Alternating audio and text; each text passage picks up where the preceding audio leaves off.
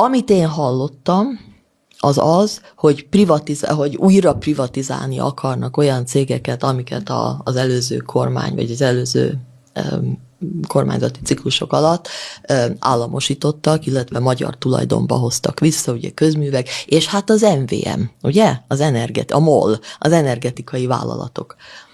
Hát én nem tudom, hogy ezt komolyan gondolják-e, de ez a lehető legrosszabb lépés lenne, ami ezt az országot érheti. Tehát én úgy látom, hogy ez katasztrófa lenne, ez végképp aláásná még azokat a lehetőségeinket is, amik vannak. Tehát a magyar vállalatok számát gyarapítani kellene, nem csökkenteni, főleg nem ilyen határozottan létfontosságú, a létünket meghatározó ágazatokban. Úgyhogy én most felhívom a kedves nézők, hallgatók és mindenki figyelmét, hogy ezt bizony óvatolni kell, hogyha van ilyen szándék, mert ez megint katasztrófa lenne ennek az országnak a számára.